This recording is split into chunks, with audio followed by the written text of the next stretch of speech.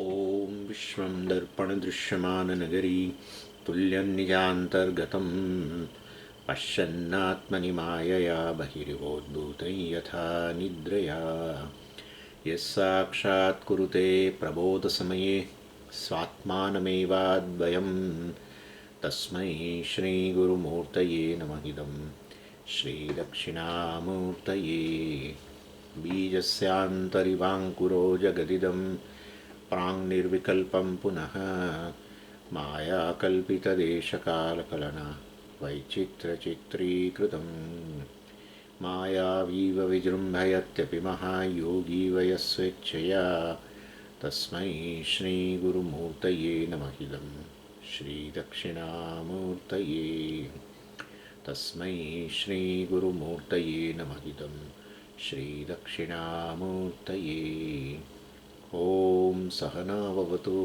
सहनौ भुनक्तु सह वीर्यङ्करवावहै तेजस्विनावधीतमस्तु मा विद्विषावहै ॐ शान्तिः सदाशिवसमारम्भां शङ्कराचार्यमध्यमाम् अस्मदाचार्यपर्यन्तां वन्दे गुरुपरम्पराम् ॐ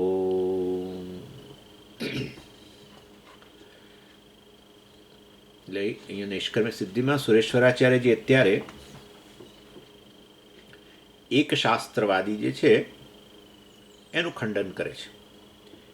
એક શાસ્ત્રવાદી એટલે આ વેદ એક જ શાસ્ત્ર છે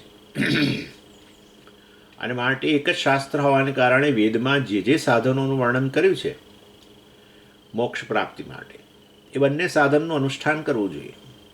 અને બે સાધનો છે કર્મ અને જ્ઞાન.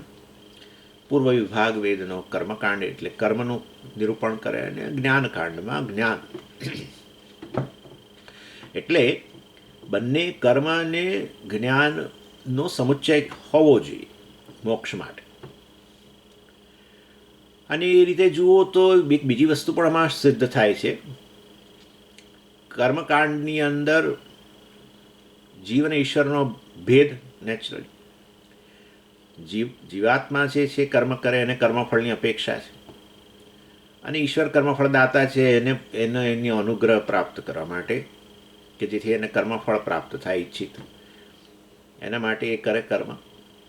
એટલે કર્મ જીવાત્મા અને પરમાત્માનો કર્મકાંડમાં ભેદ અને જ્ઞાનકાંડની અંદર અભેદ જીવાત્મા અને પરમાત્મા વચ્ચે.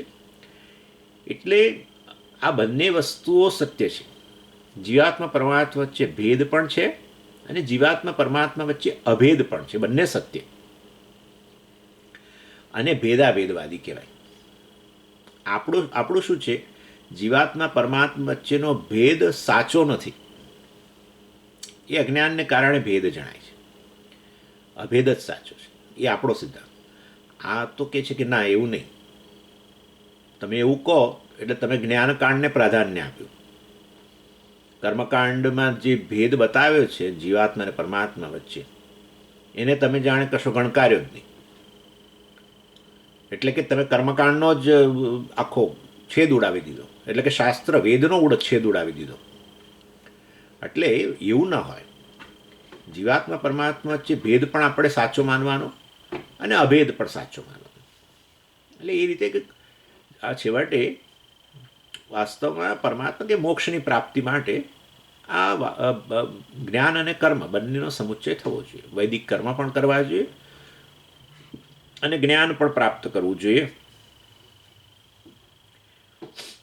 એ કેવા પ્રકારનું બ્રહ્મજ્ઞાન છે જોઈશું. અને સુરેશ્વરાચાર્યજી આ ભેદાભેદવાદનું ખંડન કરવા માટે એમણે એને સામે દલીલો કરવા માટે 3 વિભાગમાં વહેંચ્યો. એમાં પહેલો તો ભેદ પક્ષ લઈને જીવાત્મા પરમાત્મા વચ્ચે ભેદ રહેલો છે એવો પૂર્વપક્ષીનો મત લઈને એનું ખંડન કરે છે. પછી અભેદ પક્ષને લઈને એ લોકોનો અભેદ જુદા પ્રકારનો છે. જીવાત્મા પરમાત્મા વચ્ચેનો અભેદ ઐક્ય જે છે એ વાસ્તવમાં એનું ખંડન કર્યું. અને પછી ભેદાભેદ પક્ષને લઈને કે જેની અંદર ભેદ પણ રહેલો હોય અને એ બંને વચ્ચે અભેદ પણ રહેલો હોય એ પક્ષનું ખંડન કર્યું. અને આ ભેદ પક્ષનું ખંડન હવે શરૂ થાય છે 71 ને 72માં શ્લોકની અંદર એનું ખંડન કરે છે. પછી 73માં વગેરેની અંદર આગળ બીજી વાત કરે છે, મતલબ કે બીજા પક્ષનું ખંડન, અભેદ પક્ષનું વગેરે. એટલે આપણે આ સંબંધ ગદ્ય 71માં શ્લોકથી હવે જોવાનું છે કે જેમાં આ ભેદ પક્ષનું ખંડન થઈ રહ્યું છે. એના માટે અહીંયા સંબંધ ગદ્ય આપે છે 71માં શ્લોકની શરૂઆતમાં.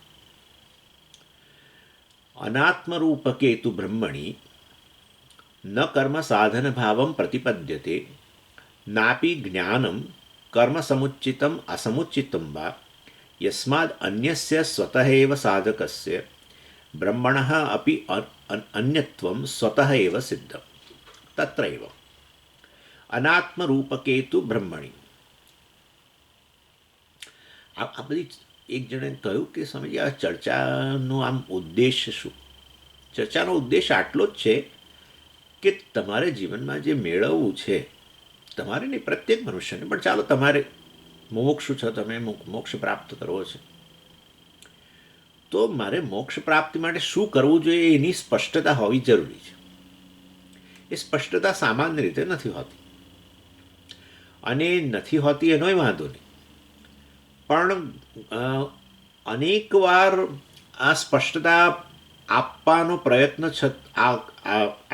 પ્રયત્ન કરવા છતાં પણ સ્પષ્ટતા સાધક કે મુમુક્ષના પક્ષે આવતી નથી. એ પણ એટલી જ હકીકત છે.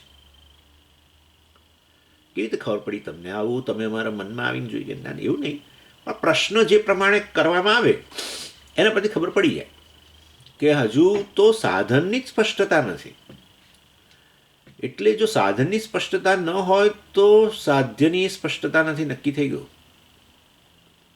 એટલે જ્યાં સાધન ને સાધ્યની સ્પષ્ટતા ન હોય ને ત્યાં સાધનના અનુષ્ઠાન માટેની તીવ્રતા કદી આવે જ નહીં. આ બહુ સાચું કહું તો બહુ દુઃખદ વસ્તુ છે કે સાધકને અનેક વાર આચાર્યો આવું બતાવે કે ભાઈ શું સાધન છે જીવનના, તારે શું મેળવવું જોઈએ, મોક્ષ કોને કહેવાય, મોક્ષ એટલે શું, કેવી રીતે આત્માનું સ્વરૂપ વગેરે વગેરે, આ તે બધું કહીને પછી કહેવાય કે જુઓ હવે તો પછી જેના માટેનું સાધન આ જ છે, જ્ઞાન છે વગેરે. આવું અનેક વાર કહેવા છતાં પણ સાધકને સ્પષ્ટતા નથી આવતી, અને એને કારણે સાધકનું કમિટમેન્ટ નથી થતું આ જ્ઞાન માટેનું, અને એને કારણે જ્ઞાનનું કમિટમેન્ટ નથી થતું, અને એના કારણે એને એ પણ ખબર નથી પડતી કે જ્ઞાન માટે કમિટમેન્ટ કેમ નથી આવતું. પરંતુ પેલું મોક્ષની ઝંખના રહેલી હોય છે, અને એને કારણે વારંવાર પછી એને સંઘર્ષ થાય છે મનમાં. એને એમ થાય છે કે અમે આ જ્ઞાન પ્રાપ્ત કરીએ છીએ તો મોક્ષ કેમ નથી પ્રાપ્ત થતો, એમ એવું પ્રકારનું એના મનમાં હોય છે. એટલે આ જ્ઞાન જે છે એ સાધન પૂરતું નથી, કંઈક કરવું તો જોઈએ બીજું, એ એમ માને છે. ધ્યાન આ તે જે પણ મતલબ, એટલે એ દ્રષ્ટિએ આમ સાધક છે છતાં પણ જીવનની અંદર એને શાંતિ જણાતી નથી. બહુ સંઘર્ષ, આધ્યાત્મિક સંઘર્ષની વાત કરું છું. હવે સંસારનો સંઘર્ષ તો બધો છે જ, લૌકિક સંઘર્ષ, અને આમ થાય છે ને પેલાને પેલું થાય છે, મારે કેવી રીતે સ્વામીજી એની સાથે સંબંધ સુધારવાનો, અને વારે વારે એનું આ મોઢું ચડે છે, પેલાનું આ બગડે છે, મારે એ તો બધા પ્રશ્નો જાણે છે, જુદી વસ્તુ છે. પણ આધ્યાત્મિક પ્રશ્નો જે છે એનું એને હલ મળતો નથી, બતાવવા છતાં પણ નથી, એને આમ બેસતું નથી બરાબર, અને એને કારણે આધ્યાત્મિક સ્તરે પણ સંઘર્ષ ચાલુ રહે છે.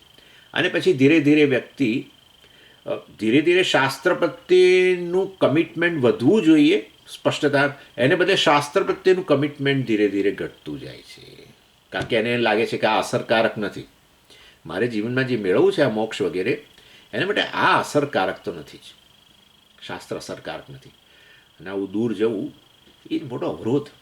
અને જ આપણે પાપ કર્મ એને કહીએ છીએ, કોઈને પાપી નથી કહેતા આપણે, એવું કહેવાય નહીં, દરેકના જીવનમાં પાપ પુણ્ય વગેરે બધાનો પ્રભાવ હોય છે, પરંતુ એ ગમે તે હોય, જ્ઞાની આ તે બધું ગમે, બધાના પ્રારબ્ધ પ્રમાણે તો આવે જ બધું. પરંતુ મહાન અવરોધ એ દિશામાં આગળ વધવાને બદલે ક્યાં અટકી જાય, ક્યાં પાછો જાય ધીરે ધીરે. શરૂમાં ઘણું શ્રવણ કરતા હતા, પછી ધીરે ધીરે ધીરે ઘટી ગયું એકદમ. હવે કરે, હવે કેઝ્યુઅલી ક્યારેક કરે, બસ. ઉપર એવું થવું જોઈએ કે ધીરે ધીરે આ વસ્તુમાં અંદર ડૂબતા જવું જોઈએ, એને બદલે ધીરે ધીરે ધીરે એમાંથી બહાર નીકળતા જાય. એનું એકમાત્ર કારણ, આવું કેમ થાય છે આવું બહુ લોકો પૂછે પણ છે. આના પાછળનું કારણ સાધ્ય અને સાધન બંને. પહેલાં તો સાધ્યની સ્પષ્ટતા નથી, અને પછી સાધનની સ્પષ્ટતા નથી આવતી. સાધનની સ્પષ્ટતા ન હોય તો એ સાધનના અનુષ્ઠાન માટેની તીવ્રતા, કમિટમેન્ટ એ ના આવે. ચાલો, એટલે એના માટે બધી ચર્ચા છે કે આ કર્મ કેમ સાધન નથી, ને જ્ઞાન કેમ સાધન નથી, આ લોકોનું બ્રહ્મજ્ઞાન એ સાધન કેમ નથી, જ્ઞાન કર્મ સમુચ્ચય કેમ શક્ય નથી, વગેરે વગેરે. આ બધી ચર્ચા પૂર્વ પક્ષ ઊભો કરીને ચર્ચા કરવાનું પાછળ કરવાનું પ્રયોજન સાધ્ય અને સાધનની પૂરી સ્પષ્ટતા આપવા માટેનું છે.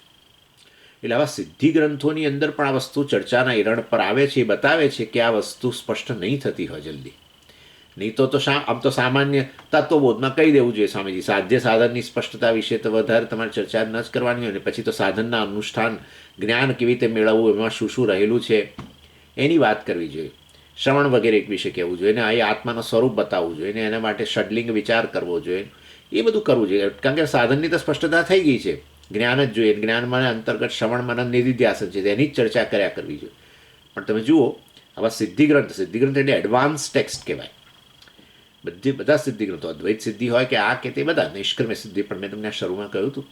આવા સિદ્ધિગ્રંથોની અંદર પણ આવી ચર્ચા છે. સાધ્ય સાધનની સ્પષ્ટતા લાવવા માટે આવો પૂરો પક્ષ ઉભો કરવામાં આવે છે કે જ્ઞાન કર્મનો સમુચ્ચય એ સાધન છે મોક્ષ માટે, અને એનો નિરાશ કરે એ દ્વારા આપણને પણ સ્પષ્ટ થાય.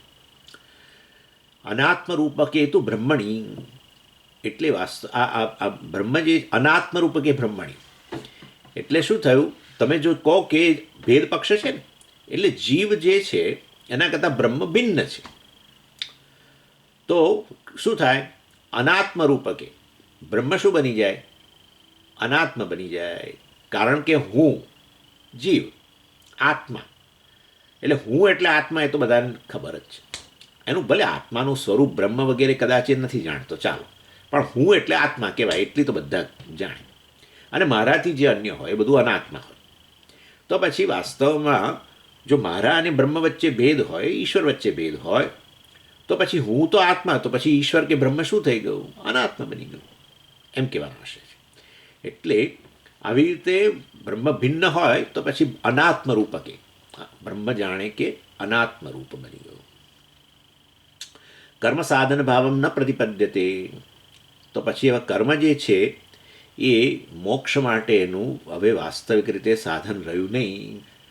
તમે તો અહીંયા તો આત્માની વાત કરતા હતા, આપણે તો આત્મજ્ઞાન ને મોક્ષને, આ તો પણ બ્રહ્મ જ અનાત્મા બની ગયું. તો પછી વાસ્તવમાં હવે અને એના માટે હવે કર્મ સાધન રહેતું નથી. અર્થાત જીવ જે છે વાસ્તવમાં એ સંસારી હોય, આત્મા ભલે બરાબર છે, હું એટલે આત્મા, પરંતુ જીવ એટલે કે સંસારી. જીવ એટલે સંસારી. કેમ સંસારી? સંસારી એટલે જેને સતત બધી મર્યાદાઓ લાગે, જેના જીવનની અંદર બધી ઉણપો જ હોય, ઉણપો લાગ્યા જ કરે, એનું નામ સંસાર. એટલે બ્રહ્મથી હું ભિન્ન, બ્રહ્મ તો અનાત્મા બની ગયો. અને હું જે છે વાસ્તવમાં એનાથી ભિન્ન હોવાને કારણે હું તો જીવ, આત્મા પણ તો જીવાત્મા. તો પછી હું તો સંસારી રહી ગયો, અને પછી બ્રહ્મ તો ભિન્ન મારાથી હોવાને કારણે એ કર્મ સાધનથી ક્યારેય પ્રાપ્ત ન થઈ શકે. બ્રહ્મભાવ ક્યારેય પ્રાપ્ત ન થઈ શકે. કેમ પ્રાપ્ત ન થઈ શકે? કેમ અનાત્મા પ્રાપ્ત નથી કરતા કર્મથી? બધું તમે કહો છો કે આ બધા અર્થકામના સાધનો બધા અનાત્મા છે, બરાબર છે, તો તમે કર્મથી જ પ્રાપ્ત કરો છો ને, તો બ્રહ્મ પણ અનાત્મા છે, તે બ્રહ્મ પણ તો એ કર્મથી જ પ્રાપ્ત થઈ જાય ને અનાત્મા હોય તો. પણ બ્રહ્મ એટલે શું? એ તો જાણો. બ્રહ્મ એટલે અનંત વસ્તુ, એનું નામ જ બ્રહ્મ જે અનંત હોય. તો પછી તમે તો જીવાત્મા છો, તમે તો જાણે મર્યાદિત છો, સંસારીપણું છે, અને તમારે વાસ્તવની અંદર અનંત બનવું જ છે. આવી તો ઈચ્છા મહેચ્છા લઈને જ બધા જન્મેલા છે, કોઈ બાકી જ નથી. મોટા જ બનવાની ઈચ્છા છે બધાને તો. અને કેટલા મોટા થવું એની કોઈ મર્યાદા નથી. હા, એવું કશું છે નહીં. એ તો કહીએ આપણે કે મારે તો આટલા જ મોટા થવું છે, પણ એ તો એટલા થયા પછી પાછું આગળ વધી જાય પેલી બાઉન્ડ્રી. ઇન શોર્ટ, વ્યક્તિને મોટા થવું છે, અનંત બનવું છે, તે વાસ્તવમાં એ બ્રહ્મ જ અનંત છે.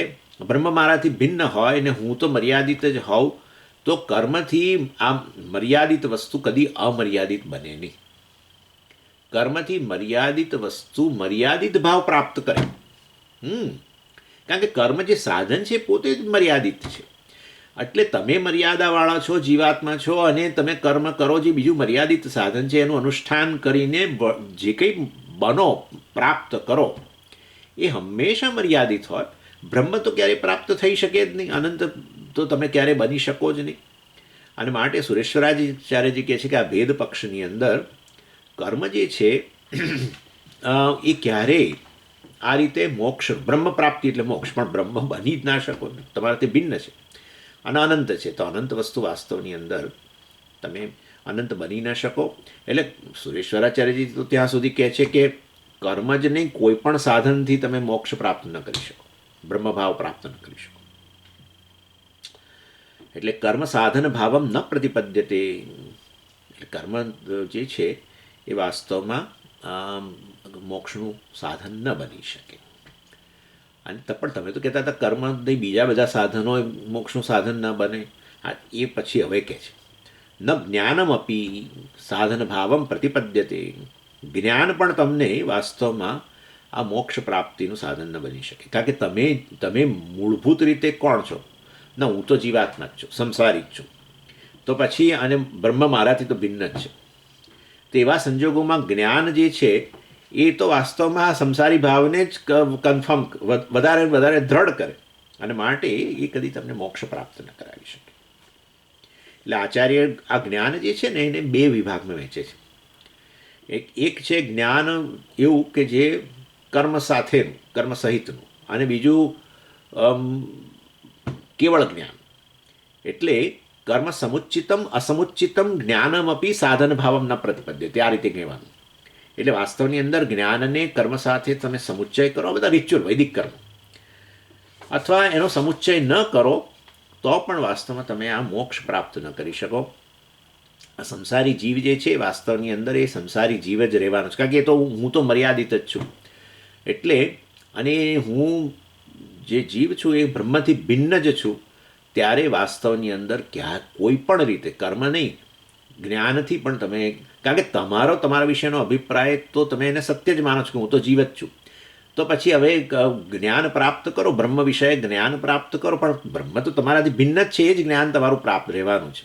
એવા સંજોગોની અંદર તમારું સંસારીપણું તો જવાનું જ નથી, મોક્ષ પ્રાપ્ત થવાનું જ નથી. સમજાય છે ને હું શું કહી રહ્યો છું? એટલે એ વસ્તુ કે છે યસ્માત, એનું કારણ આપે છે કેમ કોઈ સાધન કામ ન કરે મોક્ષ માટે.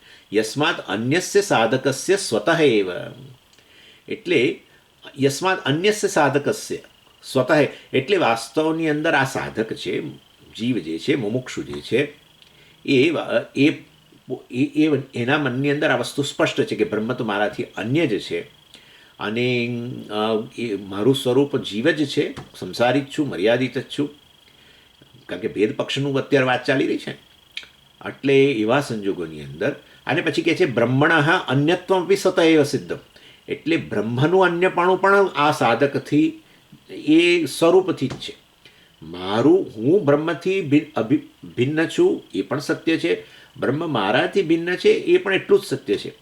અને આવું હોવાને કારણે વાસ્તવની અંદર મારો સ્વભાવ જે મર્યાદિત છે તો એ જ રહેવાનો છે. અને અહીંયા આજે પેલું સ્વતઃ એવ છે ને, એટલે સ્વતઃ એવનો અર્થ કરવાનો સ્વરૂપ. સ્વરૂપથી જ વાસ્તવિક રીતે હું એનાથી ભિન્ન છું. અને એવા સંજોગોની અંદર પછી મોક્ષ પ્રાપ્તિનો અવકાશ રહેતો નથી. તમને આ વસ્તુ ખાલી પરિપ્રેક્ષ્યમાં કહી દઉં કે મોક્ષ ક્યારે પ્રાપ્ત થાય કે વાસ્તવમાં હું જીવ નથી, હું જીવ છું. એ ભૂલ છે. એ ભૂલને દૂર કરો. કારણ કે હું સ્વરૂપથી બ્રહ્મ છું, મોક્ષ સ્વરૂપ છું, અને માટે હું જીવ છું. એ આ જ્ઞાન દ્વારા તમે હું જીવ છું એ પ્રકારની ભૂલ, એ પ્રકારનું નોશન, એ પ્રકારનો અધ્યાસ દૂર કરો, બસ આટલું જ છે. તો પછી હું મુક્ત જ છું ને, હું બ્રહ્મ છું. પણ હું બ્રહ્મ છું એટલે કે હું બ્રહ્મથી અભિન્ન જ છું, પણ મને ખબર નથી, એવું થયું ને. જ્યારે અહીંયા ભેદ પક્ષમાં શું કહે છે, ના ના ના, જીવ બ્રહ્મથી તો ભિન્ન જ છે. તો પછી જીવનું જીવપણું જ રહેવાનું જ હોય તો કયું સાધન કામ કરશે? જીવનું જીવપણું, સંસારીપણું, બંધન રહેવાનું જ હોય, મર્યાદિતપણું રહેવાનું જ હોય. અને મોક્ષ એટલે અનંત વસ્તુની પ્રાપ્તિ, તો એ ક્યાં થવાની છે? કારણ કે હું સ્વરૂપથી મર્યાદિત જ છું, અંતવાળો છું. ના ના, તમે સ્વરૂપથી બ્રહ્મ છો. આ તો તમે જીવપણાનો અધ્યારોપ કર્યો છે, એ તમે માત્ર ભૂલ છે ને દૂર કરો, એ તો વેદાંત છે, એની વાત નથી થતી અત્યારે, સમજો. કારણ કે આ તમારા મનની અંદર આવું થાય એટલે ના, પણ હું તો જીવ જ છું, બ્રહ્મ મારાથી ભિન્ન જ છે, સ્વરૂપથી જ સાચે સાચ જે બ્રહ્મ મારાથી જુદું છે. તો પછી કોઈ સાધન કામ ન કરે. એટલે એ વાસ્તવની અંદર જ્ઞાને સાધન કામ ન કરે, અને કર્મે સાધન કામ ન કરે, અને જ્ઞાન કર્મ સમુચ્ચય સાધન કામ ન કરે. કારણ કે કોઈ પણ સાધનથી જીવ બ્રહ્મ બની ન શકે. જીવ તો જો મર્યાદિત હોય તો એ મર્યાદિત જ રહેવાનો છે. બ્રહ્મ એટલે અનંત, એ અનંત એ કદી બની ન શકે. જો ભેદ પક્ષનો સ્વીકાર કરવામાં આવે અને બ્રહ્મ બની ન શકે તો પછી મોક્ષ પ્રાપ્ત ન થઈ શકે. બ્રહ્મ પ્રાપ્તિને મોક્ષ કહેતા હોય એ લોકો, અને એને જ કે મોક્ષ, બીજા શેને કે મોક્ષ? બ્રહ્મ એટલે વાસ્તવની અંદર જે અનંત છે, અને બ્રહ્મ પ્રાપ્તિ એટલે કે અનંત પ્રાપ્તિ એ જ મોક્ષ હોય. નિત્ય વસ્તુની પ્રાપ્તિને મોક્ષ કહેવામાં આવતી હોય. પરંતુ વાસ્તવની અંદર એ તમે તમારી જાતને ભિન્ન માનતા જ હો, અને સાચે સાચ હું જુદો જ છું બ્રહ્મથી એવું માનતા જ હો, તો પછી કોઈ સાધન કામ ન કરી શકે. આવું હોવાને કારણે તત્ર એવમ, એટલે એ આવું હોવાને કારણે, મતલબ કે આ અમે તમને, આ તો સંબંધ ગદ્ય છે, અને એ વસ્તુ હવે આ શ્લોકની અંદર 71મા શ્લોકમાં કહેવામાં આવી. અન્યસ્યાત્મતા પ્રાપ્તૌ ન ક્વચિત હેતુ સંભવ તસ્મિન સત્યપી નો નષ્ટ પરાત્માનમ પ્રપદ્યતે. ક્વચિત ન હેતુ સંભવ, એટલે કોઈ પણ હેતુ, હેતુ એટલે દલીલ, કોઈ પણ પ્રકારનો ન્યાય, તર્ક કે દલીલ એ શક્ય નથી. સંભવ, હેતો હો સંભવ, કોઈ દલીલ શક્ય જ નથી. શેના માટે? અન્યસ્ય આત્મતઃ, અન્યસ્ય અન્યત આત્મતા પ્રાપ્તો, અન્યત આપણે ઉમેરવું જોઈએ, અન્યસ્ય અન્યત આત્મતા પ્રાપ્તો. એટલે એક વસ્તુ જે છે પોતાનો સ્વભાવ છોડીને બીજી વસ્તુ બની જાય, બીજી વસ્તુનો સ્વભાવ પ્રાપ્ત કરી લે, એવું કોઈ તર્કથી પણ તમે આ વસ્તુ સિદ્ધ ન કરી શકો. અન્યસ્ય એટલે એક વસ્તુ જે છે એનો અન્યત આત્મતા, એનો આત્મા બની જવું, એનું સ્વરૂપ બની જવું, અર્થાત એક વસ્તુ બીજી બની જવી. ઇન શોર્ટ આટલું જ છે. એક વસ્તુ અન્ય બની જાય, એક વસ્તુ અન્ય વસ્તુ બની જાય, એટલે એ વસ્તુ કદી શક્ય પ્રાપ્તો, એટલે અન્યતા આત્મતા પ્રાપ્તો એટલે અન્યનું સ્વરૂપ પ્રાપ્ત કરી લેવું, અન્ય વસ્તુ બની જવી, એ કદી શક્ય ન બને. એટલે જો જીવ અને બ્રહ્મ ખરેખર એકબીજાથી ભિન્ન હોય તો પછી જીવ ક્યારેય બ્રહ્મભાવ પ્રાપ્ત ન કરી શકે, મોક્ષ પ્રાપ્ત ન કરી શકે. એક જ વસ્તુ યાદ રાખવાની, આપણે આ બધી ચર્ચા થશે એની અંદર, કે બ્રહ્મભાવ પ્રાપ્ત કરવો અર્થાત હું બ્રહ્મ જ છું એ વસ્તુ સ્પષ્ટ થઈ જવી. કે મેં તો આ જીવ, મારી જાતને જીવ માનતો તો એ માત્ર ભૂલ જ હતી. હું બ્રહ્મ જ છું સ્વરૂપથી. મારી અને બ્રહ્મ વચ્ચે કોઈ ભેદ જ નથી. જે ભેદ જણાતો હતો એ તો અજ્ઞાનને કારણે હતો, અને માટે ભૂલ હતી. અજ્ઞાનમાંથી જે ઉત્પન્ન થાય એ ભૂલ છે, અને માટે હું બ્રહ્મ જ છું. અને આ જ્ઞાન શને કહેવાય? કે જેમાં હું આ જીવ ભાવ છોડી દઉં કે ભાઈ એ તો મિથ્યા છે, હું જીવ છું જ નહીં. જેમ દશમાએ છોડી દીધો કે ભાઈ હું નવમો છું, એ ભૂલ પોતાના વિશેની જે હતી એને છોડી દીધી દશમાની પ્રાપ્તિ માટે. જેવું સાંભળ્યું કે તું દશમો છું, એની સાથે જ એના મનમાંથી હું દશમો નથી એ વસ્તુ વાસ્તવની અંદર એણે એનો ત્યાગ કર્યો, તો એને દશમાની પ્રાપ્તિ જેમ થઈ ગઈ. એવી રીતે એટલે હું બ્રહ્મ જ છું, પરંતુ મને ખબર નહોતી, અને એને કારણે બ્રહ્મને ભિન્ન માનતો હતો મારાથી, અને મારી જાતને જીવ માનતો હતો. એ જીવ બ્રહ્મનો ભેદ તો અજ્ઞાનને કારણે હતો, અને માટે જ્ઞાન પ્રાપ્ત કરીને હું આ જીવ ભાવમાંથી મુક્ત બનવું, અર્થાત એ મિથ્યા છે, અને માટે એ ભૂલ જે છે એને સુધારી લો, બસ. એટલે હું બ્રહ્મ ભાવ હવે મેં પ્રાપ્ત કર્યો. અરે તમે બ્રહ્મ જ હતા ને ભાઈ, નિત્ય બ્રહ્મ પ્રાપ્તિ હતી જ, પરંતુ તમને અજ્ઞાનને કારક નથી. આ વેદાંતનો સિદ્ધાંત છે. અહીંયા આ જુદી ચર્ચા છે, સમજો. એટલે અહીંયા તો કહે છે જીવ બ્રહ્મથી ભિન્ન જ છે, તો પછી કદી પ્રાપ્ત ન થઈ શકે. સ્વરૂપથી જો જીવ મર્યાદિત જ હોય, કદી મર્યાદિત વસ્તુ અનંત બની હોય એવું હજુ સુધી બન્યું નથી. કોઈ પણ ક્ષેત્રમાં બતાવો, કોઈ પણ ક્ષેત્રમાં બતાવાય જ નહીં. એટલે વસ્તુ જે છે એ ગમે સાધનો, મર્યાદિત વસ્તુ છે, મર્યાદિત વ્યક્તિ જે છે એ ગમે તે સાધનનો અનુષ્ઠાન કરે, પણ છતાંય રહેવાનો તો મર્યાદિત જ છે. એક જ વસ્તુથી વાસ્તવમાં તમે અમર્યાદિત બનો, અને એ છે કે તમે અમર્યાદિત જ હોવ ને ખબર ન હોય તો જ, બાકી કોઈ રીતે શક્ય નથી. એટલે ચાલો, એટલે આ તમને પાછું વારે વારે યાદ કરાવું છું, કારણ કે તમને થાય કે આપણો સિદ્ધાંત ને આ સિદ્ધાંતમાં શું ફેર છે, એટલા માટે. એટલે જીવ અને બ્રહ્મ વાસ્તવમાં એકબીજાથી સ્વરૂપથી જ ભિન્ન હોય તો પછી મોક્ષ શક્ય ના બને. કોઈ પણ સાધનથી એ ગેપ પૂરી ન શકાય.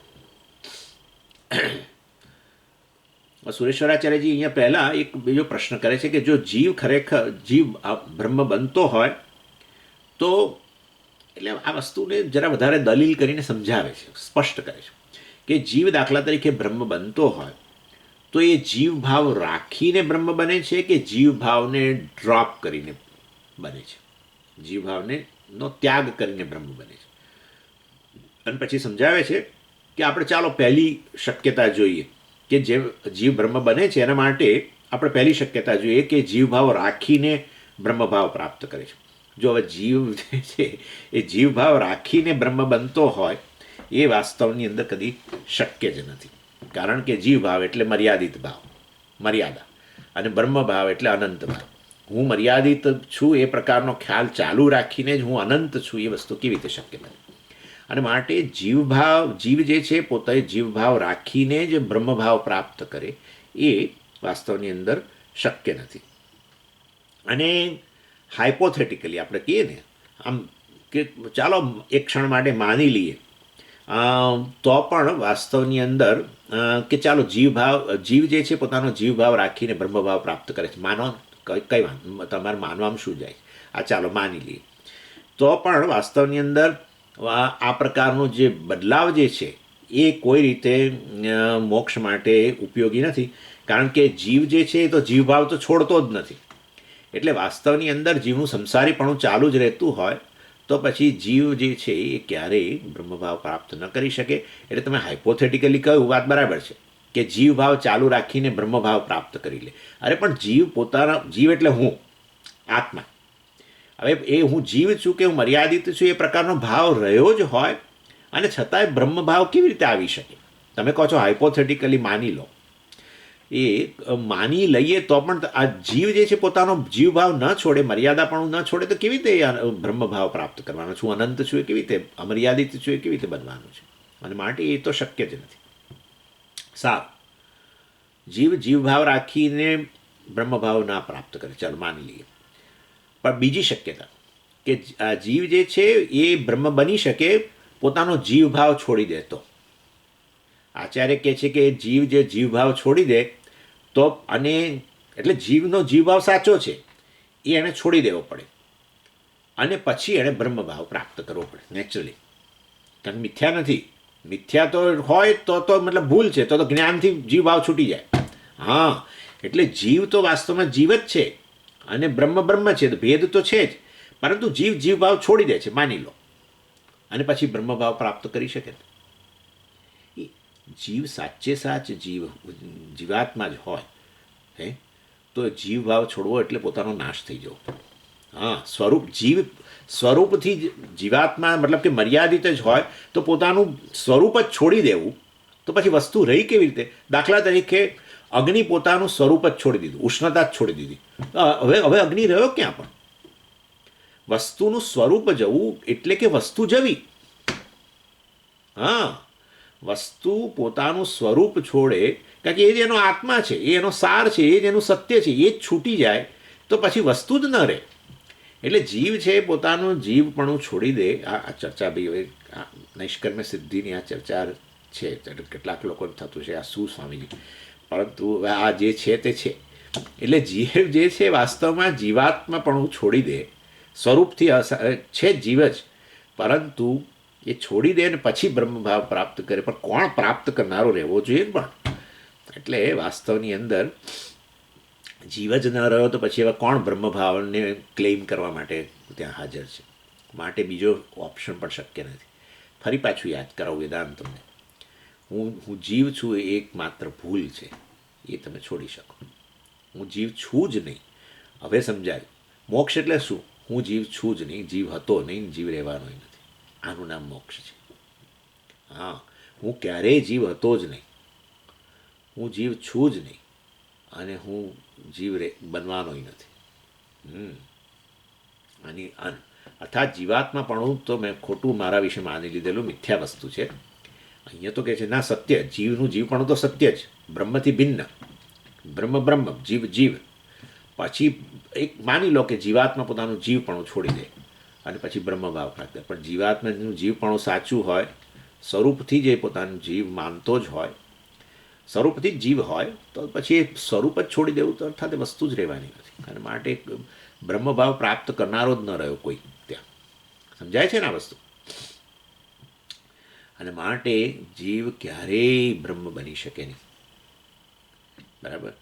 એટલે જીવ જીવપણું રાખીને બ્રહ્મ ન બની શકે, બ્રહ્મભાવ પ્રાપ્ત ન કરે. જીવ જીવપણું છોડી દે તો પણ બ્રહ્મભાવ પ્રાપ્ત કરવા માટે કોઈ રહ્યું જ નહીં.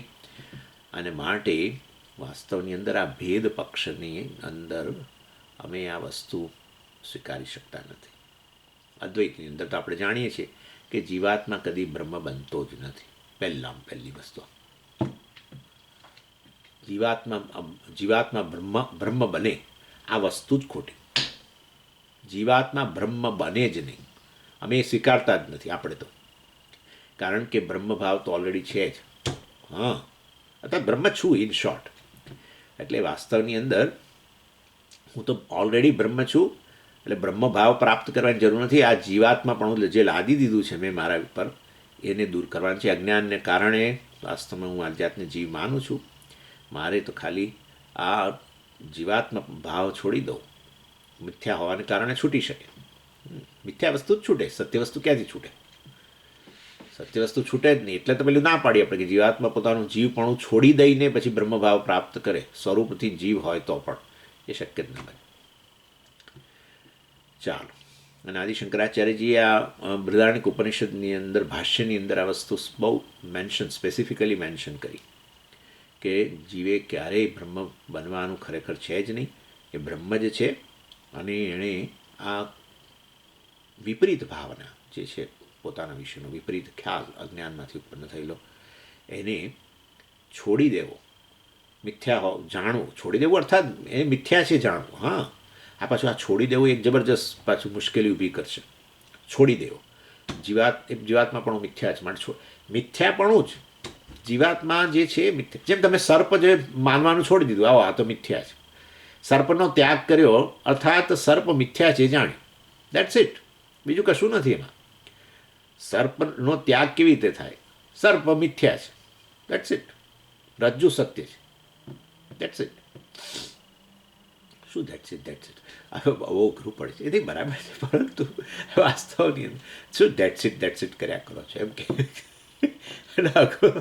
એટલે વાસ્તવની અંદર એટલે આ સ્પષ્ટતા.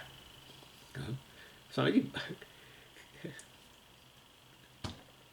આચાર્યોને હાર્ટ એટેક નથી આવતો એ બહુ મોટી, આચાર્યોના હૃદય મજબૂત કરવા માટે સાધકો ખરેખર જવાબદાર છે. સ્વામીજી, બ્રહ્મજ્ઞાન છે પરંતુ મોક્ષ નથી. હવે સમજાય ને? બ્રહ્મજ્ઞાન છે એટલે હવે સ્વામીજી કેટલા ક્લાસ ભરવા કે હવે તો જાણીએ છીએ હું બ્રહ્મ છું, પણ હજુ સ્વામીજી મોક્ષ પ્રાપ્ત નથી થયા. સાધન સાધ્યની સ્પષ્ટતાનો ભાવ. મારી અંગત સલાહ ઈશ્વરને પ્રાર્થના, જબરજસ્ત અવરોધ. કોઈ પૂર્વનું પાપ કર્મ જીવનમાં તમે ઈચ્છો એ વસ્તુ તમને પ્રાપ્ત ન થાય, પ્રયત્ન છતાં એ મોટી વસ્તુ, પ્રયત્ન કરવા છતાં ન પ્રાપ્ત થતી જણાય. મહાન અવરોધ. પ્રત્યવાય કહીએ છીએ આપણે. આવો ખ્યાલ છૂટી જાય કે મને બ્રહ્મજ્ઞાન છે અને મોક્ષ નથી. અમેઝિંગ વસ્તુ છે. એટલે આ વસ્તુની ચર્ચા વારંવાર જોતા પૂર્વ પક્ષો લઈને, બ્રહ્મ ભિન્ન છે, મોક્ષ માટે પ્રાપ્ત ન થાય નામ, અથવા મોક્ષ ભિન્ન છે. બ્રહ્મ ભિન્ન એટલે શું હોય છે? વડે બ્રહ્મ જ મોક્ષ છે, મુક્ત છે. હું મુક્ત છું એ જાણવું, હું બ્રહ્મ છું જાણવાથી સમજી મોક્ષ મળે છે. હા, તો પણ મોક્ષ એટલે શું? મુક્તિ. મુક્તિ એટલે શું? હું મુક્ત છું.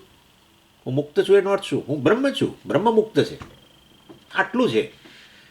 હું બ્રહ્મ છું, પ્રેઝન્ટ ટેન્સ વાપરે છે. તત્વમસી, અયમ આત્મા બ્રહ્મ, બ્રહ્માસ્મિ, અહમ બ્રહ્માસ્મિ, બધા પ્રેઝન્ટ ટેન્સ જ છે. અને તોય પછી આવું કહી કે મને બ્રહ્મજ્ઞાન છે અને છતાંય મોક્ષ નથી, એટલે એ શું વસ્તુ છે? વિચારો તમે, કેવો ગૂંચવાડો હશે અંદર. ક્યાં તો બ્રહ્મને નથી જાણતા, ક્યાં મોક્ષને નથી જાણતા, જે કહો તે છેવટે.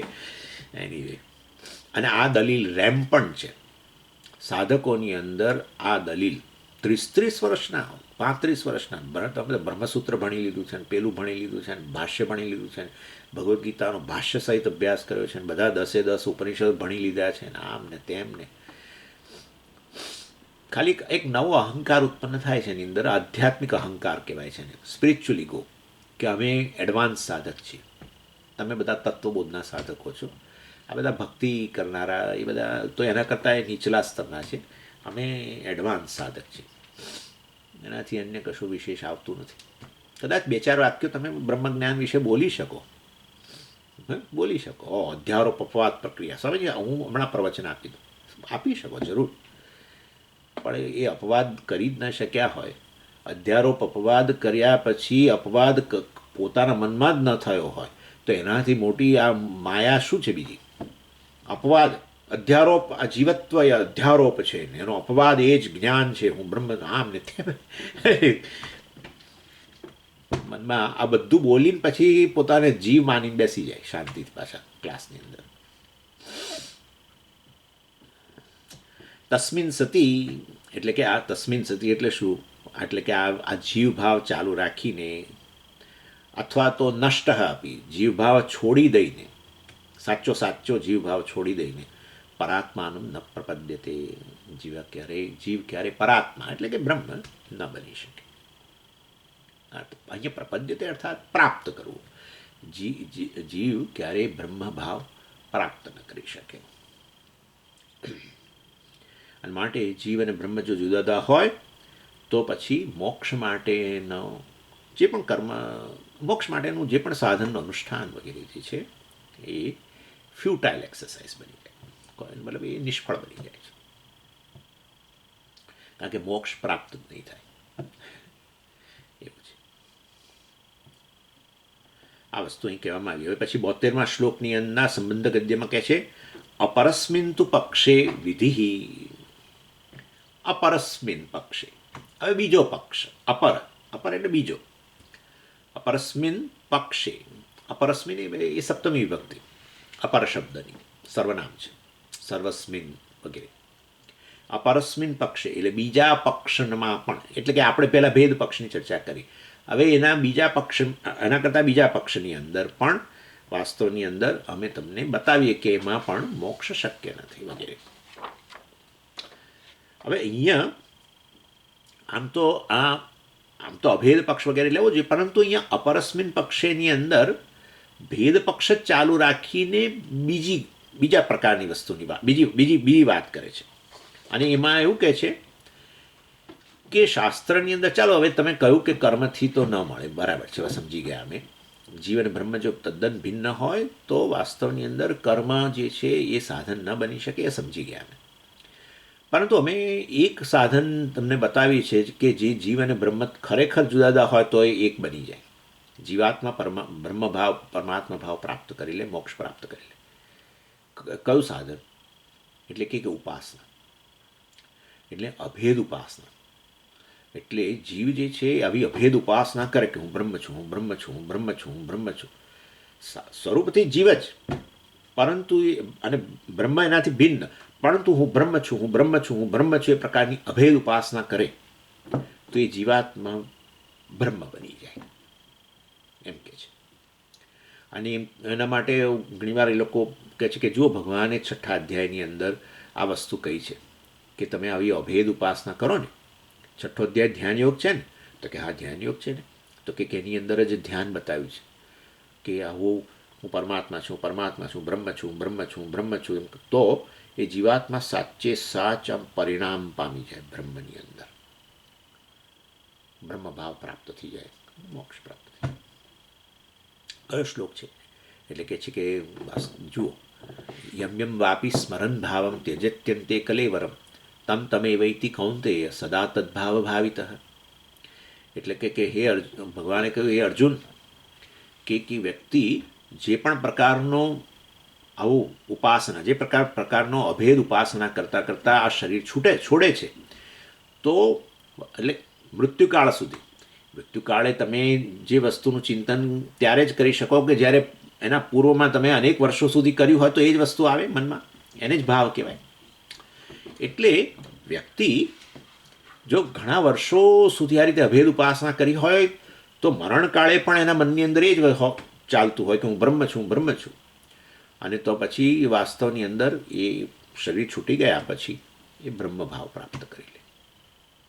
આવી અભેદ ઉપાસના છેલ્લે આમ તો કહ્યું અંતકાલે એમ વાપી સ્મરણ ભાવમ ત્યજત્યંતે કરે, જે ભાવનું પોતાના વિશેના જે પ્રકારના ભાવનું સ્મરણ કરતાં કરતાં દેહ છોડે, કલેવરમ, કલેવર એટલે શરીર, ત્યજત્યંતે ત્યાગ કરે છે. એટલે જે પોતાના વિશેનો જે ભાવ લઈને આ વ્યક્તિ ત્યાગ કરે એને અનુરૂપ એને નવું શરીર પ્રાપ્ત થાય.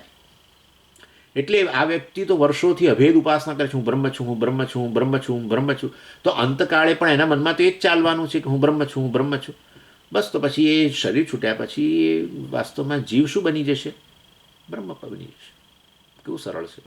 એટલે આ બધું આ ભણવાનું ને આ બધું ક્યાં સાધન ચતુષ્ટય સંપત્તિ ને બધું બહુ અઘરું છે. એના કરતાં આ સાવ આજથી જ શરૂ કરી દઉં તમારા ક્લાસ બંધ કરીને, હું બ્રહ્મ છું, હું બ્રહ્મ છું, હું બ્રહ્મ છું. અને મોટેથી નહીં બોલું, નહીં તો લોકો ગાળો કહેશે મને, પણ મનમાં તો કર્યા કરું આવું, હું બ્રહ્મ છું, હું બ્રહ્મ છું.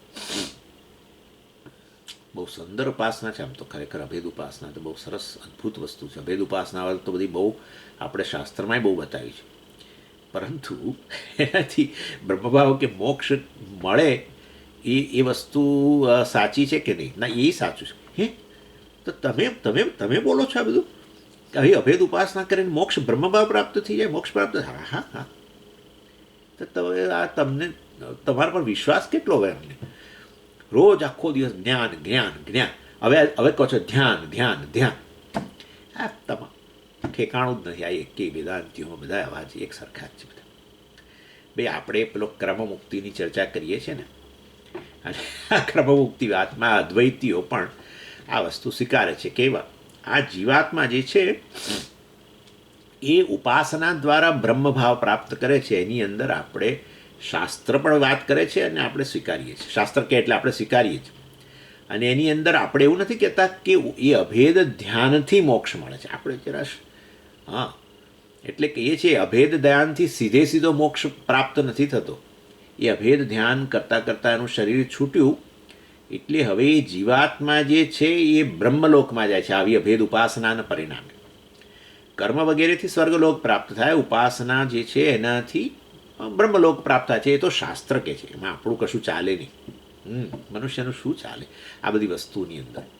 સ્વીકારવું ન સ્વીકારવું પોતાની શ્રદ્ધા પર છે, પરંતુ અને આ વસ્તુ શાસ્ત્ર કે છે ખોટી જ છે એવું કોઈ ન કહી શકે. અને એ બોલનારો જે છે મૂર્ખ છે, મારી દ્રષ્ટિએ મહામૂર્ખ.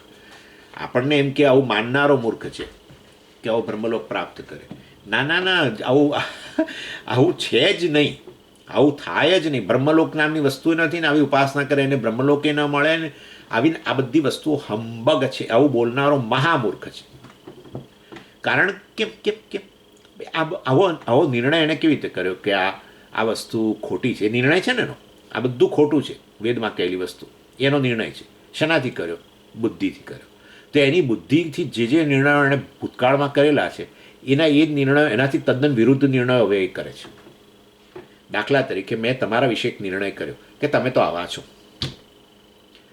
એ નિર્ણય આવતીકાલે નહીં, આજે જ બદલી નાખી શકું. હા, આજે જ. વળી પાછું 2 દિવસ પછી પાછું ફરી પાછો જુદો નિર્ણય, વળી પાછું જુદો નિર્ણય. એ બુદ્ધિનો આશરો લઈને જે નિર્ણયો કરે છે એ નિર્ણયો જ બદલતો રહે છે. ઇવન વિજ્ઞાન શાસ્ત્ર તમે જુઓ, હમણાં ગઈકાલે જ મને લાગે મેં વાત કરી ક્લાસની અંદર. વિજ્ઞાન એટલે મેડિકલ સાયન્સ, હવે સરખું જ છે ને બધું. વિજ્ઞાનીઓ બદલે જ છે તો પોતે પહેલાં જે નિર્ણય કર્યો હોય એ વસ્તુમાં, અને એ લોકો બહુ પ્રમાણિક હોય છે અને કહે છે કે ના ભાઈ અમે જે પહેલાં માનતા હતા એવું હવે આ નથી, આ જુદું છે, આમ તેમ વગેરે. ચાલો, પરંતુ મેડિકલ સાયન્સની અંદર આ પેલું કોપરેલ, આપણું પેલું નાળિયેરનું તેલ, જાણે નાળિયેરનું તેલ તો મોટો દુશ્મન હોય આપણો, એ એટલું બધું એના વિશે ચિતરી કાઢેલું હાલ વિજ્ઞાનીઓએ, મતલબ મેડિકલ સાયન્સવાળા. કદી ના લેશો, હાર્ટ એટેક, કોલેસ્ટ્રોલ વધશે જ, કોપરેલથી તો જરૂર વધે. વિલન બનાવી દીધો કોપરેલને. પછી ધીરે ધીરે ધીરે બધા બોલતા બંધ થઈ ગયા. હા, એમની મિટિંગો ચાલુ રહી, પણ હવે કોપરેલની વિરુદ્ધ બોલવાનું બંધ કરી દીધું. પછી ધીરે ધીરે ધીરે ધીરે ધીરે બધું સારું બોલાવવા માંડ્યું. હવે તમે જુઓ કોપરેલના કેટલા ફાયદા છે. આપણે તો કહીએ છીએ કે અમારા મલયાલી લોકો પેઢીઓથી, હજારો વર્ષોથી કોપરેલ ખાય છે, તો પછી એકે મલયાલી બિચારો જીવવો જ ના જોઈએ. કોપરેલ જ, અને કોપરેલ ખાતા હોય તો બરાબર, પણ કોપરું પાછું એક વસ્તુમાં. એમના ઘરની અંદર બધી સાધન સામગ્રીઓમાં શાક કદાચ ઓછું હશે, પણ નાળિયેર ઢગલા તમારા રસ્તા, તમારા પગમાં અથડાય. ઘરની અંદર તમે એના ઘરમાં ફરો ને તો તમને નાળિયેર તમારા ઠેબે ચડે, પેલા ફૂટબોલની છે. જો આટલું બધું વાપરતા હોય તો એ લોકો બધાને હાર્ટ એટેક સામે તમે સમજતા જ નથી. એ લોકો એમની જેનેટિકલી એ લોકો એવા થઈ ગયા કે એમને કશું એ થાય જ નહીં. ખાય તો આપણે ખાઈએ ને તો થાય, આપણે ખાઈએ તો થાય. તો પછી હવે તમે કોપરા વિશે સારું શું કેમ બોલો છો? તમારો જે જૂનો અભિપ્રાય હતો કે એ તો આ તો કોપરું કે કોપરાનું તેલ, આ કોપરું શબ્દ હું પ્યોર ગુજરાતી વાપરું છું, કે નાળિયેર, ઓકે, નાળિયેર કે નાળિયેરનું તેલ વિશે આટલું બોલ્યા તમે, કેટલું ઝેર ઓક્યું, માય ગોડ. હું બહુ સાક્ષી છું, કારણ થોડા વર્ષો પહેલાં જ બોલતા હતા, બિવેર, એમ કે પેલું જાણે પેલું કૂતરું પેલું કોઈના ઘરમાં હોય અને બહાર પેલું બોર્ડ મારે ને, બિવેર ઓફ ધ ડોગ, એમ કૂતરાથી સાવધાન. આપણા ત્યાં કૂતરાથી સાવધાન, એમ કોપરેલથી સાવધાન. જો ક્યાંય વાપરતા હોવ બંધ કરી દેજો. અને પાછા ડેટા લાવે બધામાં બુદ્ધિનો ઉપયોગ ડેટા લાવવા માટે, નિર્ણય કરવા માટે. એ બુદ્ધિનો આશરો લઈને જે નિર્ણય કરેલો નિર્ણય બદલી નાખ્યો તદ્દન. જેને વિલન કે પહેલાં કહેતા હતા એને હવે હીરો બનાવી દીધો. કોપરેલ પહેલાં વિલન, હવે એને હીરો બનાવી દીધો.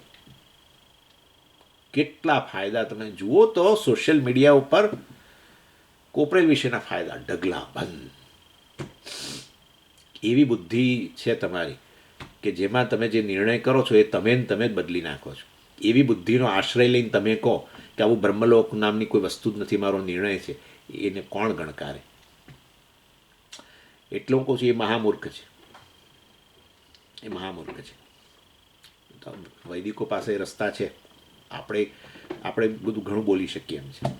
એનીવે, સુરેશ્વરાચાર્યજી અહીંયા એટલે વાસ્તવની અંદર આ ઉપાસના વગેરેથી સીધો બ્રહ્મ ભાવ અર્થાત મોક્ષ પ્રાપ્ત ન થઈ શકે. જરૂર એનાને કારણે ઉપાસનાને કારણે એ જીવ જે છે એ બ્રહ્મલોકમાં જાય અને બ્રહ્મ જ છે, પણ હવે એ પોતાને જીવ માન્યો અને પછી એણે ઈશ્વર ઉપાસના કરી, અભેદ ઉપાસના કરી કે ના હું બ્રહ્મ છું, ભલે હું બ્રહ્મ ખરેખર નથી, એના પોતે તો જીવ જ માને છે, પરંતુ આ રીતે આવી અભેદ ઉપાસના કરી. ઉપાસના ત્યારે જ કરવી પડે કે જ્યારે તમે ભેદ હોય, નહીં તો શા માટે ઉપાસના કરવી પડે? હું બ્રહ્મ જ છું, મારે ખાલી આ મારો જીવ ભાવ જે છે એ તો મિથ્યા છે, મારે એ ખાલી જ્ઞાનથી દૂર કરવાનું, બસ આટલું જ. તો પછી જ્ઞાનની જરૂર છે. પણ જીવ અને બ્રહ્મ ભેદ જ હોય અને પછી આવું એ માને કે ઉપાસનાનું સાધન અપનાવું જેને કારણે હું સતત હું બ્રહ્મ છું એ પ્રકારનો અભેદ ઉપાસના કરું, તો હું બ્રહ્મ બની જઈશ. તો એવા સંજોગોની અંદર એ આપણે સ્વીકારીએ છીએ. અને એ વાસ્તવની અંદર આવી વ્યક્તિ જ્યારે મૃત્યુકાળે પણ આવા બ્રહ્મભાવ અભેદ સાથે જાય, મતલબ કે હું બ્રહ્મ છું પ્રકારનો અભેદ ભાવના સાથે જાય, તો પછી બ્રહ્મલોકની અંદર એ બ્રહ્માજી દ્વારા જ્ઞાન પ્રાપ્ત કરીને મુક્ત બની બ્રહ્મ જ હતો. અને હવે એ પેલું જીવપણું એણે ત્યાં જઈને દૂર કર્યું, અહીંયા ના કર્યું. મિથ્યા જીવપણું અહીંયા ના સમજ્યો અને ત્યાં જઈને સમજ્યો, ઉપર જઈને. આવું છે, બીજું શું થાય? હવે ભાઈ તેના કરતાં અહીંયા જ સમજો ને, ના હું જીવ જ છું, હા કરો જે કરવું કરો. એટલે વાસ્તવની અંદર ના, અમારે બીજા કોઈ ટીચર ના જોઈએ. અમારે તો પેલા ચતુર્મુખ એક સાથે 4 ઉપનિષદોનું આ વ્યાખ્યાન કરતા હોય એવા. આમથી મુંડકો ઉપનિષદ, આમથી કઠોપનિષદ, આમથી તૈત્તરીય ઉપનિષદ, આમથી માંડુક્ય, અને બસ. ત્યાં પણ ખરેખર એક જ વસ્તુ છે. ખરેખર તમને સાચું કહું તો શું થાય કે અહીંયા તો એ અવરોધને કારણે વય નથી સ્વીકારતો કે હું જીવ જ છું એમ કહે છે, અને બ્રહ્મ મારાથી ભિન્ન છે એમ માને છે. એ તો અવરોધ રહ્યો. પણ તો આ ઉપાસના વગેરેને કારણે ઈશ્વર અનુગ્રહ પ્રાપ્ત કરે અને આવા ભાવ સાથે જાય તો પણ હવે ત્યાં પછી શું છે કે જેવો લોક એવી યોની પ્રાપ્ત થાય ને. એટલે બ્રહ્મલોક, સ્વર્ગની અંદર જે દેવતાઓ શરીર વગેરે જે પ્રાપ્ત કરે છે ડેફિનેટલી આપણા કરતાં ચડિયાતું છે. એવી રીતે બ્રહ્મલોકની અંદર એવું આ ઉપાસક એવું શરીર પ્રાપ્ત કરે. ઈશ્વરનો અનુગ્રહ છે કારણ કે ઉપાસના કરી છે ને, અને એને કારણે એવી પ્રકારનું શરીર પ્રાપ્ત કરે, અર્થાત સૂક્ષ્મ શરીર સહિત, મતલબ એ સ્થૂળ શરીર પ્રાપ્ત કરે કે જેની અંદર આ બધા અવરોધો હવે નિવૃત્ત થઈ ગયા હોય. અને ત્યારે એ જ પાછું તત્વમસી કે પેલું માંડુક્યનું અયમ આત્મા બ્રહ્મ કે બૃહદારણ્યકનું અહમ બ્રહ્માસ્મિ એ બોલાય ત્યાં પેલા એકદમ હા હું બ્રહ્મ છું. આટલું જ છે. એટલે કે એ છે કે અહીંયા તમને અવરોધ નડતો હોય, તમે આજુ ન સ્વીકારતા હોય બ્રહ્મને કે મોક્ષને તમારાથી ભિન્ન માનતા હો ને ભવિષ્યમાં એ બનવાનો છે, આવવાનો છે એવું માનતા હો, તો ઈશ્વરનો અનુગ્રહ પ્રાપ્ત કરો. બસ આટલી જ વાત છે. ઈશ્વરના અનુગ્રહ માટે જે સાધન હોય એ સાધનનું અનુષ્ઠાન કરો. શ્રદ્ધા ભક્તિ ધ્યાન યોગાદ અવૈહી, કૈવલ્યમાં કહ્યું. શ્રદ્ધા ભક્તિ, તમારી શ્રદ્ધા છે શાસ્ત્રની અંદર, ટીચર ગુરુમાં શ્રદ્ધા છે, વેદાંતને તમે મોક્ષનું સાધન માનો છો, બધું જ છે તમારા, પણ છતાંય કેમ આવું થાય છે? તો પછી અને આટલા વર્ષો ક્લાસે ભરો છો અને બહુ આમ નિયમિતપણે ભણે, અને ખાલી દેખાડો નહીં, હાજરી બતાવવા માટે નહીં, ખરેખર, અને છતાંય કોઈ જાણે કેમ આ નથી સમજી થતું. ભક્તિ, શ્રદ્ધા ભક્તિ, ભક્તિની આવશ્યકતા છે, ઈશ્વરના અનુગ્રહની આવશ્યકતા છે. અને પછી તો ધ્યાન એટલે તો ચિત્તની એકાગ્રતા વગેરે માટે તો જરૂર અવૈહી. બ્રહ્માજીએ કહ્યું આશ્વલાયનને કૈવલ્યમાં, આશ્વલાયન શિષ્ય, બ્રહ્માજી આચાર્ય એમ, અને એમણે બ્રહ્મ વિષયક પ્રશ્ન કર્યો, બ્રહ્મજ્ઞાનની માગણી કરી. ત્યારે એમણે કહ્યું, બ્રહ્માજી કહ્યું, આ શ્રદ્ધા ભક્તિ ધ્યાન યોગાદ અવૈહી. શ્રદ્ધા ભક્તિ અને ધ્યાન વગેરેથી, મેડિટેશન, સગુણ બ્રહ્મનું ધ્યાનથી ચિત્તની એકાગ્રતા વગેરે આવે, એ બધા સાધનો દ્વારા તમે જરૂર બ્રહ્મને જાણી શકશો. એનીવે, એટલે આ રીતે અહીંયા બતાવવામાં આવે છે. આપણે આ સ્વીકારીએ છીએ, મતલબ ઉપાસનાથી મુક્તિ થાય, પણ એક ક્રમ મુક્તિ. પહેલી તો સદ્યો જ મુક્તિ, મુક્ત જ છું એવું જાણી લો અહીંયા જ સદ્ય મુક્તિ. પેલી વ્યક્તિ ઉપાસક એ મુક્ત જ છે, બ્રહ્મ જ છે, પણ નથી, એના મનમાં કોઈ કારણસર એ વસ્તુ બેસતી નથી, એ ઉપાસનામાં શોધે છે. તો અહીંયા નહીં ને બીજે જઈને છે કે એ જ જ્ઞાન પ્રાપ્ત કરવું પડશે કે તું મુક્ત છું, તું બ્રહ્મ છું. આટલું છે. એટલે સુરેશ્વરાચાર્યજી કહે છે વાસ્તવની અંદર કે આપણે માની લઈએ કે જીવ અને બ્રહ્મ ખરેખર જુદા છે, અને જીવ બ્રહ્મ બનશે ભવિષ્યમાં આવી ઉપાસના વગેરેને કારણે, પરમાત્માની ઉપાસના, બ્રહ્મ ઉપાસનાને કારણે, અભેદ ઉપાસનાને કારણે. અને એટલે કે મૃત્યુકાળે આ રીતે બ્રહ્મભાવ પ્રાપ્ત કરી લેશે જીવ, કારણ કે એણે અભેદ ઉપાસના જીવનભર કરેલી છે વગેરે. પણ અમે આટલું ઉમેરીશું એની અંદર કે મૃત્યુકાળે બ્રહ્મભાવ પ્રાપ્ત નહીં કરે. બ્રહ્મભાવ પ્રાપ્ત કરવા માટે તો એણે આટલું જ જાણવું પડશે કે તું બ્રહ્મ છું, બસ. અને એ અહીંયા નહીં પ્રાપ્ત કરે તો અન્ય જગ્યાએ કરશે. એનીવે, એટલે વાસ્તવની અંદર કહેવાનો આશય એવો છે કે આ તો ખાલી એક શક્યતા છે કે આવી રીતે અભેદ ઉપાસના કરીને બ્રહ્મભાવ પ્રાપ્ત કરે, એક શક્યતા છે. અમે એનો એ રીતે સ્વીકાર નથી કરતા કે આ અભેદ ઉપાસનાથી સીધો મોક્ષ મળી જાય કે બ્રહ્મભાવ મળી જાય. એનીવે, હવે આગળની ચર્ચા પછી કરીશું. ઓમ પૂર્ણમદ પૂર્ણમિદમ પૂર્ણાત પૂર્ણમુદચ્યતે પૂર્ણસ્ય પૂર્ણમાદાય પૂર્ણમેવાવશિષ્યતે. ઓમ શાંતિ શાંતિ શાંતિ. હરિ ઓમ શ્રી ગુરુભ્યો નમઃ. હરિ ઓમ.